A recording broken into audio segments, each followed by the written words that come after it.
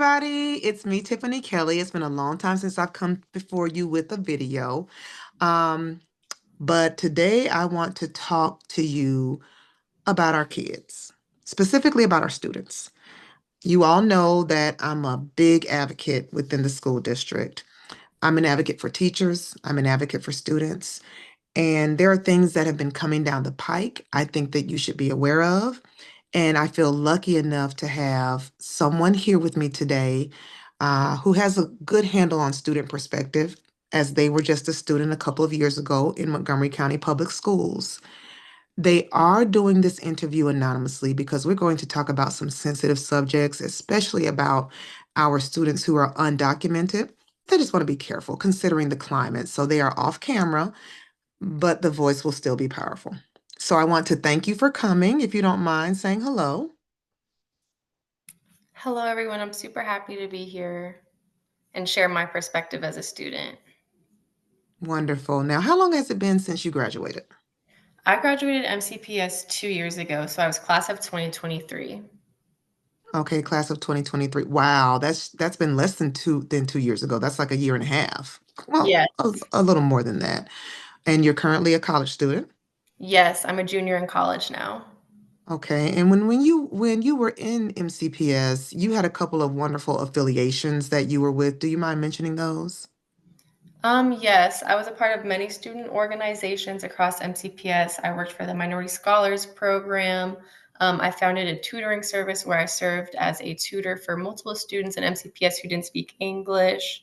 I served on a bunch of different research boards, and I also served on advocacy boards as well to ensure that the student voice was heard to administrators and educators. Awesome. One of the things that you mentioned to me when we first met were a lot of the resources you had to find on your own. You couldn't really rely on your counselor or staff. Can you share a little bit about that, some of the resources you found that really everyone should have access to, especially a first gen college student, a free and reduced meal student? What are some of the things that you discovered on your own? Yes, for sure. While I'm not a first generation college student, there are a lot of resources out there for students who are, and I think it's important that they know about them because when I was in the process, there was a lot of uncertainty and a lot of things that I did not know that I wish I could go back and tell my younger self. To start, I would say MCPS utilizes the Canvas system. A lot of students don't know that there are many ways on Canvas to be able to remind you about assignments, and there's also a calendar for organization. I think a lot of students in MCPS have a hard time organizing because they don't know about the great features that comes along with Canvas. You can even notify yourself if you have a discussion due, but this is not taught in the classroom. So students don't have that reinforcement from parents or guardians at home. They might not have that extra push as opposed to someone who does have a guardian at home that can remind them to do assignments. So that also creates a gap, but it's something that I think school system should work on to make sure students know the softwares that they're working on before they're given it, because you can't just put a student on a software and expect them to know everything. Absolutely. I can say personally, my son's gaps, looking at where he was in his first year of high school versus now, those organization tools and having someone to reinforce them is really where the magic was. So a student may be underperforming simply because they're overwhelmed and they don't know how to be a student. They don't know how to organize assignments. They don't know how to track what's missing and when it's due. So one of the points that we want to make is that there should be a training and maybe a constant training, especially in freshman year, on how to do that. I agree. I also even think if schools have an orientation week for incoming freshmen, I think that's the best time. I don't think the best time for students to learn is the first day of school when they're already overwhelmed in that space.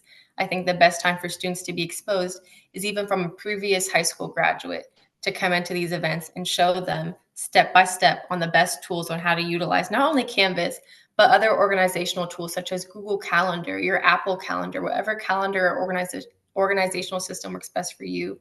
We need to meet students where they are and find resources that work best for them without expecting them to know it all.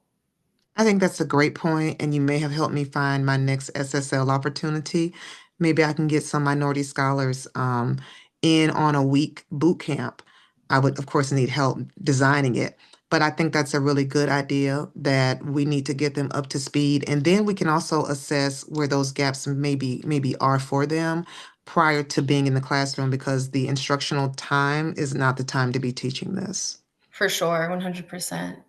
There was another thing that you mentioned to me when I met you, and it was about college fly-ins. Can you tell us a little bit about that? Yes. So while a lot of those programs have been cut right now, I'm hopeful that they will come back in the future. But when I was a senior in high school 2 years ago, they had programs called diversity fly-in programs where underrepresented students by race, income, first generation college student, etc., could fly into colleges for free, paid for by the college, to explore the college, explore the atmosphere, meet college and career counselors, and see what it's like to be in these spaces. I personally attended two events. I attended one in New Orleans and I attended one in California, and it was the best experience ever. I was treated like a student. I was living in the dorm. They put you in a dorm with a roommate. Mhm. You experience the communal bathrooms. You experience the dining hall. It really puts you in that immersion experience of what it's like to be a college student. And a lot of underrepresented students don't get this opportunity, which makes programs like these so crucial. And seeing these cuts right now is it's very sad to me because as a student in my shoes 2 years ago, I was extremely grateful to be there, and that really pushed me to go through with college. Putting students in those spaces shows them what it's like to be a college student and even motivates them. Being in Cal, that was my first time being in California, and I thought it was the most beautiful thing ever. Seeing all the mountains, seeing all the beautiful nature. I saw my first cactus. I ate my first dining hall, and I really enjoyed the food. That really pushed me to work harder in the college application process. And by me going to those flying events, I actually got application waivers to apply to those colleges, which also reduced that barrier for me to pay to apply to the school, which does come at a fee, which a lot of people don't know. So, And I think it's important to recognize that with everything that you're telling me, you didn't get this information from high school staff or from your counselor. You had to discover this on your own. There's an opportunity here just for staff to know about these things.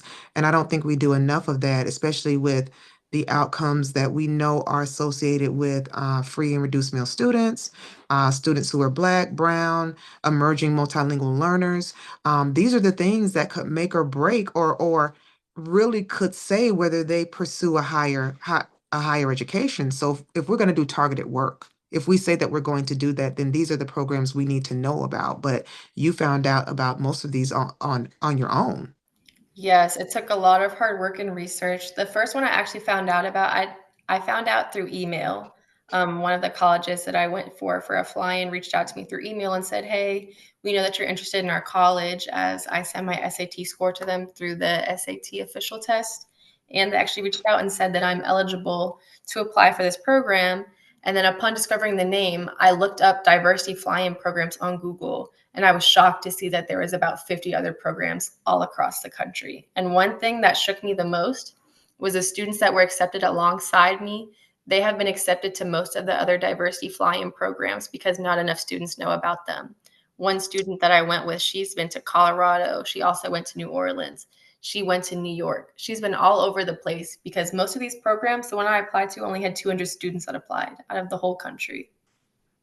That is amazing. We have got to make sure that we get this information out and definitely looking forward to adding this to my trainings as I work with staff on the outcomes of free and reduced meal students.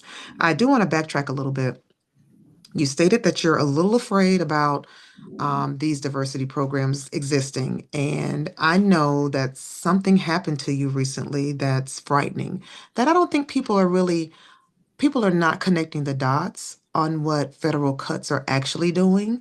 We're hearing about layoffs, right? And I think that's a given, but we're not hearing about what's happening to our students. Can you share a little bit about what has happened to you in the wake of federal cuts?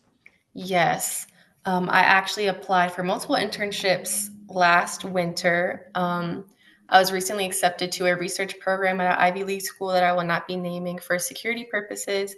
I was accepted a few months ago, and then my heart was shattered a few weeks ago when they reached out and said that our funding was cut and I could not participate. No scholarship or interns can participate in the program, which shattered my heart because I was really relying on this program. And the program was for health and medicine, which I don't think a lot of people are considering the fact that a lot of students like myself are very discouraged to go forward in this path. So your future doctors and scientists are going to other career paths right now out of fear of them not being funded to pursue a PhD or an MD, etc. We're horrified. And for me to have my internship cut, it's been very hard for me to find other work in the field that I'm very much passionate about and hold near and dear to my heart. And your cuts were related to which agency? It has not been officially confirmed yet, but to my understanding, it was from the NIH. I understand. I have been hearing parents say that their children's internships have been cut. And I think you touch on a really important point people aren't thinking about. Our future doctors, our future researchers. We won't have them. They won't exist without these internships. Yeah. And I'm really encouraging people, no matter what you believe, to look at that aspect versus just the layoffs because we have people that are okay with layoffs. They think that the workforce needs to be cut, and I'm not here to argue that. But I am here to say that we need to be sure that our future doctors and professionals even exist. Hmm. Population is not going down, it's going up. So that's something that was heartbreaking for me to hear. I never thought about it. um, so thank you for sharing that with me, but let's hope that something comes of it and that they're able to reinstate something. But Johns Hopkins just laid off a lot of people. FAMU just lost about $16 million in funding to their School of Pharmacy. That's the Florida Agricultural and Mechanical University down in Tallahassee, Florida. So this thing is far reaching and it's not just layoffs. We are losing our future. Yes. Um, Can I add something really of quickly? course, of course. I actually have had an internship with Johns Hopkins since my freshman year of college. I've had a really great experience. Our funding was also cut. My salary went down and it was cut by $2,000. And I'm still grateful to be with the organization. But it's definitely something that's been detrimental as not only our hours have been cut, but also our salary that I use as a student to pay for my expenses. Wow. Yeah. Oh boy, that's a lot to stomach. We put a lot of stock in people that work hard. We say if you work hard, you'll get the reward, but the rewards are dwindling. What do you think our schools need to be doing in anticipation of this? Because the model has changed. What do we need to be doing in our schools? I think first we really need to focus on the educator to student ratio. Um, a lot of educators have a lot of students in their classrooms, and I think that it's important for teachers to be able to have that one on one relationship with their students and know exactly what they need at this time because everyone has everything different going on in their lives.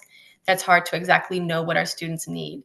And teachers are the backbone of our students, especially to me, in my opinion, in the high school setting, it matters the most. Students are horrified to get ready to go out in the real world, especially now there's a lot of uncertainty in the job market with the economy, with people trying to live out on their own and even find some sense of independence. So I think, taking a step back as a teacher and saying, what can I do to support you? Instead of just handing students resources that you think they might need, give students the space for them to come to you and tell them exactly what they may need at this time. I think that's very important from an educator standpoint. I also think it's important to encourage your students to attend informational events or scholarship symposiums, sending them opportunities. Something I do, I work with multiple students in the county and I send them resources as I find them. A lot of teachers, I know they're busy and swamped, but if you can find opportunities and even put them on your Promethean board before the start of class with the QR code and say, hey, I found this scholarship or internship opportunity that you might be interested in, please scan the QR code, or even a resource. I think those are important ways to get students engaged and to also give them the space to come to you without you having to bombard them about stuff that they might need. I and I think those are all really great suggestions. For me, my struggle, and I'm gonna say it was related to generational poverty. We kind of existed in a world of we don't plan for the future. We have to figure out today. Like that's our constant worry, right?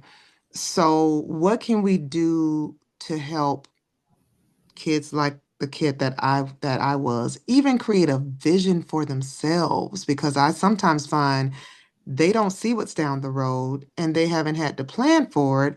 Their parents don't have that experience. They just work every day and try to survive.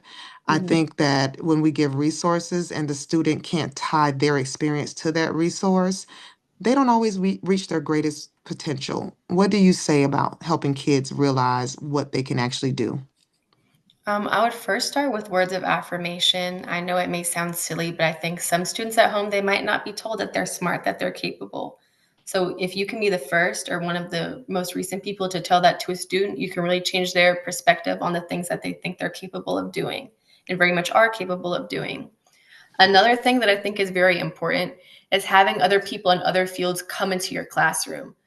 Other students at home, they might not be exposed to other career fields or other people who are in careers that they may not know about. So having students or even previous students or career people that are in their career that have done a trade in plumbing or electricity, have doctors, scientists, engineers, marketing majors, etc. People from all fields, even if it's only for a 15-minute or 20-minute discussion, allowing students to network and expand their network with other people outside of just their classroom. It's important for students before they get out into the real world to have someone that they can talk to or to ask questions to. Not everyone has parents that have went to college and work a Right. job in a field that has security. So I think as a teacher, it's very important to make sure you're passing on your connections to your students and help them where you can. I when you said that, I was thinking about something. What was my thought? You know I'm getting old. I can't remember anything. But you're absolutely right. Oh, I know what I was gonna say. I work with MCPS students quite a bit doing SSL opportunities. And my focus is, on Black and Brown students, students who are free and reduced meal students. And I remember this focus group I did with middle schoolers, and I asked them, how many of you all have been told you talk too much? And they raised their hands. And I said, you know what? I've been told I talk too much my whole life. I said, but when I speak, I get paid $300 an hour to talk. So I take what's perceived as a negative and I frame it in a way that they can relate to them. I don't come in and say, do you want to be a speaker? What's that? But I talk too much. So I use my talking to make me money. And that's really what I'm saying. And I explain to them the opportunities that are available for a person that speaks. So I frame it in a different way that's relatable to them, right? And it is really surprising to them when I tell them that I'm also sped. And they all go, y- I'm very transparent. I'm like, I barely graduated from high school. I went to 10 different schools, K through 12, and I was labeled as gifted, but I couldn't do my work. And no one ever put two and two together. So when I say SPED, it makes me relatable. And I think that we always have to remember we have to be relatable to our students. They see us as never ever being like them. And I always try to make it like I was like you. And if you think that I'm great now, well, you can be just as wonderful, probably better. But I just try to be super relatable. For sure. Students definitely need that, especially right now. So as we talk about being relatable, right? Mhm. One thing I know, and we're going to kind of switch the subject a, a little bit. One thing I know that is a struggle, especially since returning from virtual learning Mhm. post COVID, we're hearing a lot about tardies and being truant and the crackdown that schools are taking on being tardy, being truant. And I want to know what you have to say from the student perspective. I know that we need to be teaching order. I know that we need to be timely, but I think there are some considerations that adults just haven't thought about because it's a different era. So I would love to hear what you have to say about that. For sure, yes. I was a freshman in high school when COVID hit. I was home from the middle of ninth grade to 10th grade, and even returning back in the building full time in 11th grade, it was still not the same. Attendance has taken a significant drop ever since COVID, but I think a lot of people don't see the bigger picture. And what I say by this is people have lost parents during COVID. People have lost their grandparents, they've lost siblings, they've had to move because their parents might have lost their job. There's been a lot of factors that I think a lot of people don't take into consideration. And something that I think about is hey, some students in MCPS do not have a guardian or parent at home. They live alone. They don't have someone to drive them to school every day. Someone, Okay, wait, just a second. mhm. What do you mean students live alone? Some students in MCPS don't. They live alone in an apartment or house. They don't have a parent or guardian here with them to support them. Their parent can live in another state because of working purposes. I've known multiple students in MCPS who have lived alone in their high school years. Wow. Yeah. It's horrifying to think that a student is left alone, but that's a sacrifice that some parents unfortunately have to make to support their students financially. Well, I come from, like I said, free and reduced meal. Why I'm a proponent for ending poverty is that when a parent has to work to survive, you are literally unparented. Mhm. We put a lot of stock into people working to survive, working to make their own way, but a lot of times children are left alone and it results in being unparented. I remember being 5 years old, walking home with the key around my neck because my mother had to work. Then she went back to school, and I really didn't see her then. But you're saying that these students don't ever see a parent. Nope. They live completely alone. Some parents could even be in other countries. So that's something that I think a lot of people do not consider, and it is very common. So while we're harping on kids about being on time, while we're harping on them about a lot of different things, we really do need to consider their circumstances that they probably would never tell us about. So, what do you say about the tardies? What do you say about kids that can't make it on time? What do we need to be doing? What should we be saying? I don't even know anymore. Well, I do agree that showing up on time is a good habit to build early on. I think right now we're in a world where we need to be sympathetic towards others and we really need to understand where people are coming from, especially our students. If you don't have that support at home, some students could be taking 3 buses to get to your classroom for the start time. If a student has to rely on the public transportation system, multiple buses or trains at that, it's not that easy to get there on time because you're not running on your own time, you're running on the bus driver's time. Why are they taking public transportation to get to school? Some students don't have a car. Some students don't have a parent to get to them. I Or mean, why aren't they on the school bus? Why would they? not all students have a school bus that goes to their area. Some students, I believe, if you're within a mile of the school, you have to walk or take other transportation. But that should still result in them being on time, right? If they're only a mile away. It should, but I mean, there are cases where there's students living in other neighborhoods that might not have access to a bus system that goes directly to their school. Are we saying that these are students that probably are not going to the school where they're supposed to go? Perhaps, yes, Hmm. that can Hmm. happen. And is there a reason why they would want to continue to go to a school that's not their neighborhood school or their assigned school? Is there a reason for that? In my experience, I've known a lot of students who have had to move and they've grown up at their home school and with the same students for about 10 years. And it's a drastic change for them to have to switch to another school where they don't know anyone. So a lot of Mm. students end up making that trek to come to the same school. I actually know one student who moved to Waldorf and wakes up at 4 in the morning every day to get to a high school in MCPS because they didn't want to have to make that adjustment.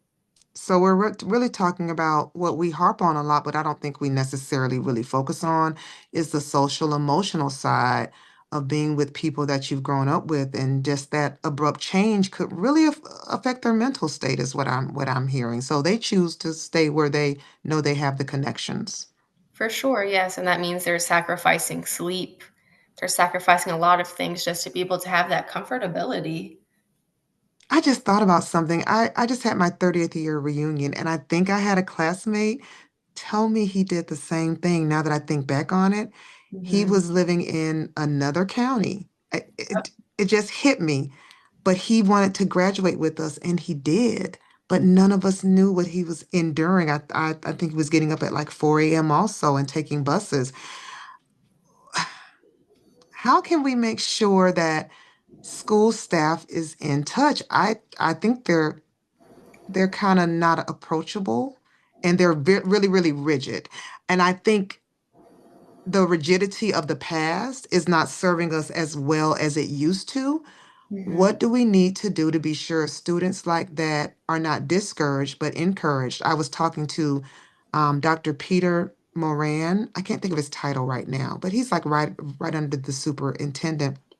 uh, Mhm. about tardies. And he said, Miss Kelly, he said, I was at a school, I think it was Kennedy, and he said, students came in late and the teacher gave them a high five and thanked them for coming in. Mhm. How can we get there? How can we convince educators that that's one of the smarter ways to be sure that our children are included, given the challenges that you've mentioned that we haven't considered? What do we need to do to make sure the adults do it differently to foster but belonging versus exclusion? For sure. I think as an educator, something to keep in mind is if you keep on going in on a student who keeps on coming late, they're just not going to come to your class. I'd rather have a student come into my class late and ready to learn as opposed to them hiding in the bathroom because they know they're going to be called out in my class.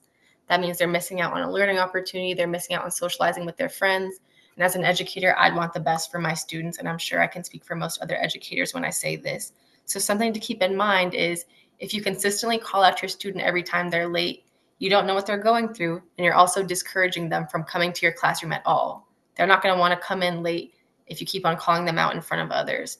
So if you come into the classroom with this attitude, I actually had one teacher when I was at MCPS who said, she said this to us: I don't care what you come to class in as long as you're here. And that really stuck with me because there was a talk in our school about a dress code that was being enforced, and a lot of students were discouraged to come to class. And as an educator, I don't care what you come in. I don't care if you eat in my classroom. I just want you here. I want you in this safe space. If you create that welcoming environment for your students, they'll be happy to come to class. They'll be likely to come on time. They'll be likely to speak with you after class and build that one-on-one relationship with you where they see you as more than just an educator, but a mentor and as part of their support system. I agree with that, and I know it's exhausting being an educator. I'm Mhm. not a full-time educator, but I would say that if I noticed a pattern, I wouldn't go directly to discipline, but to, well, what's really going on, and really begin to brainstorm with some of the other staff as to what we can do to determine what the actual barrier is. I know sometimes the most disruptive students are students who just can't access the learning environment for whatever reason.